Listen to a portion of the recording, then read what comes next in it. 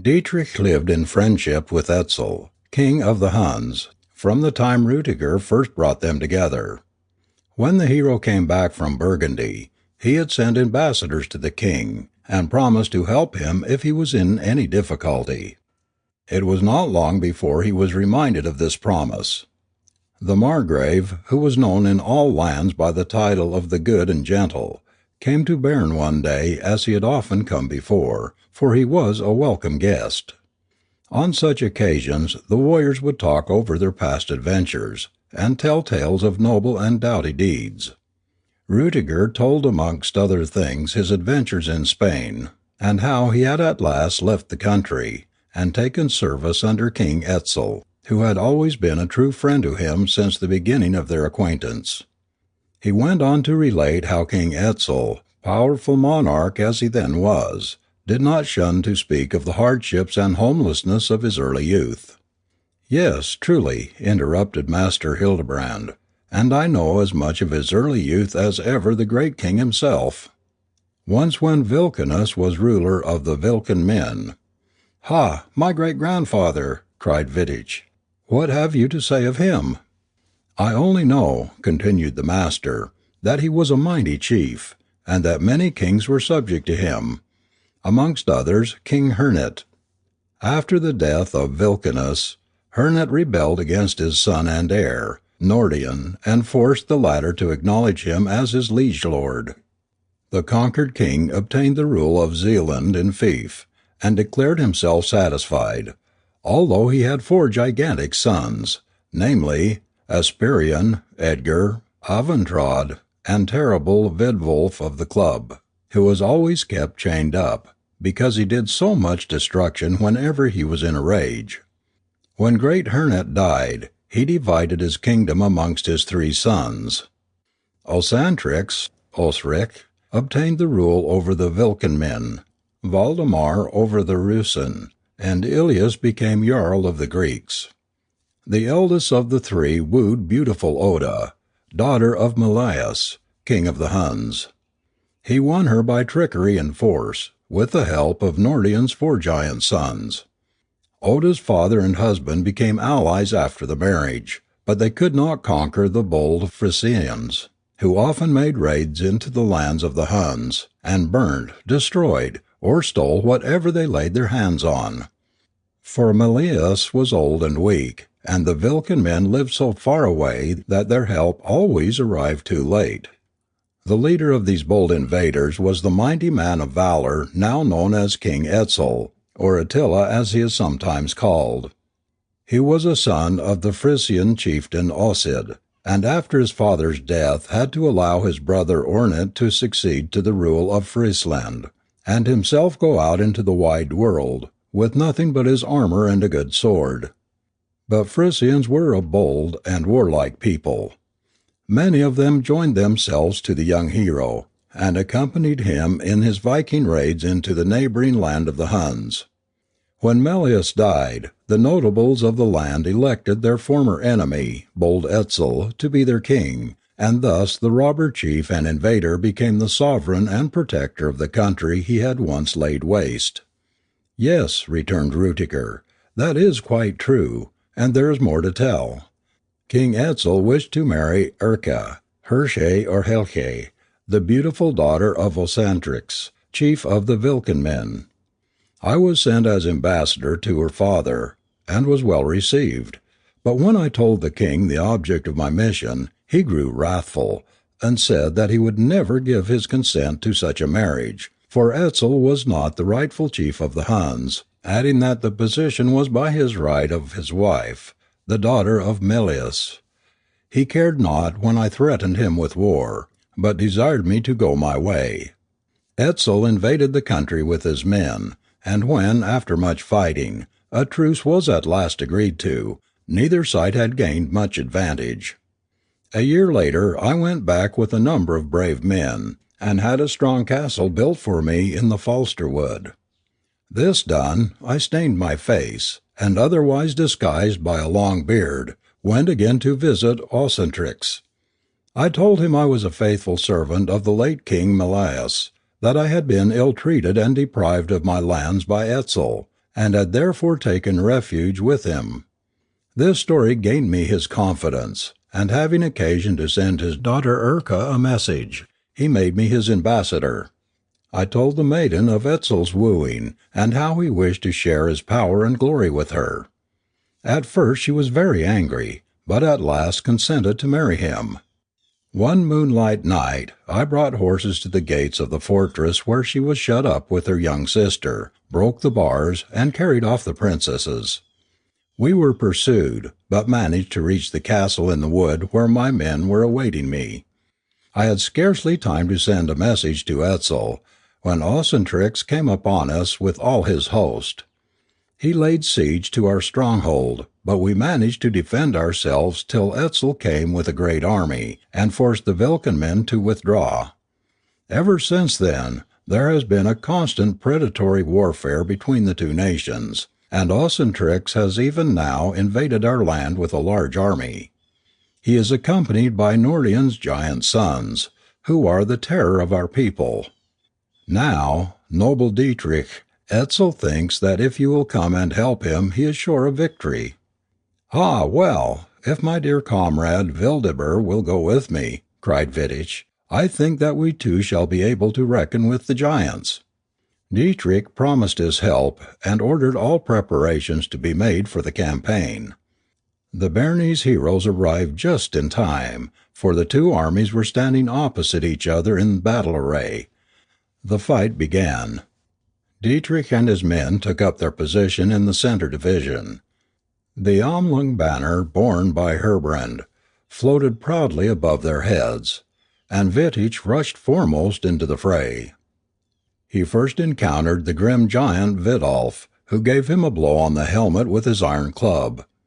The dragon that formed the top of the helmet was bent by the terrible blow, and although Wieland's work did not break, the hero himself fell from his horse, and lay senseless on the ground. Over him rushed the men-at-arms in the wild melee. Heim alone drew rein. He stooped, and drew the sword Memung out of Vittich's hand, for he held him to be dead. When the wild fight was over and done, the Viking men retreated from the field, and the Huns pursued them, plundering where they could. Hernet, nephew of Ocentrix, reached the battlefield too late. He could not prevent his uncle's defeat, but he found Vittich as yet scarcely recovered from his swoon, and took him prisoner. The victors feasted at Sosat, and rejoiced over their great deeds. But Dietrich was sad at heart, for he had lost 60 of his men, and worse than all, his friend and comrade Vittich was among the missing. In vain they sought him on the battlefield. All wondered what had become of him. When the king of Bern, richly rewarded for his help by Etzel, made ready for his departure, Wildebur came to him and asked for leave of absence, because he would not, could not, go home without Vittich. Dietrich willingly gave his consent, for he could not help the foolish hope springing up within his breast that perhaps Vittich might be yet alive, and that his friend might find him. The next day, Wildebur went out hunting, and slew a bear of unusual size. He skinned it, and went with the skin to Isung, the minstrel, and arranged with him a plan to free Vittich, should he be a prisoner in the hands of Ocentrix. Isung helped him to draw the skin over his armor, and fasten it up carefully, then led him in the guise of a dancing bear to the stronghold of the chief of the Viking men. Now wandering players and merry andrews of every sort were welcome guests in all castles and cottages, so Isung and his bear were well received. Ocentrix laughed heartily at the marvellous agility of the creature in dancing and springing to the sound of the fiddle, and even Vidolf, the grim giant, who was led about with a chain by his brother Aventrode, laughed for the first time in his life, making the hall shake with the sound. Suddenly it occurred to the king that it would enhance the sport to set his 12 boarhounds on the bear, to see how strong it was. Isung vainly entreated the king to forbear the cruel sport, alleging that his tame bear was worth more to him than all the gold in the royal treasury, but Ocentrix was not to be persuaded. The great dogs were loosed, and the barbarous sport began. To the astonishment of all, the boarhounds were either worried or smitten to death by the bear. Ocentrix sprang angrily to his feet, and slashed at the creature's shoulder with his sword, but the steel armor under inside the bearskin saved the hero's life. Another moment, and the bear had wrenched the sword from the king's hand, and split his head open. The second blow did to death grim Vittich, the third his brother Aventrod. Essung stood staunchly by his friend when the Viking men sought to avenge their king. The courtiers, however, soon took flight in deadly fear of the player and his wild beast. Wildebur now threw off the bearskin, took the helmet off one of the giants, and fully armed, set out in search of Vittich. The heroes searched the palace. They found Vittich's good steed Skemming, and his armor, but neither him nor the sword Mimung could they discover. At length they lighted on him in a damp, dark dungeon, chained to a wall, and grown so pale and thin as to be hardly recognizable. Fresh air, food, and wine soon made a change in his appearance. He put on his armor, and sadly took another sword, saying that none could be as good as Mimung. "Now let us be gone," said Essung, "lest the Viking men should come back."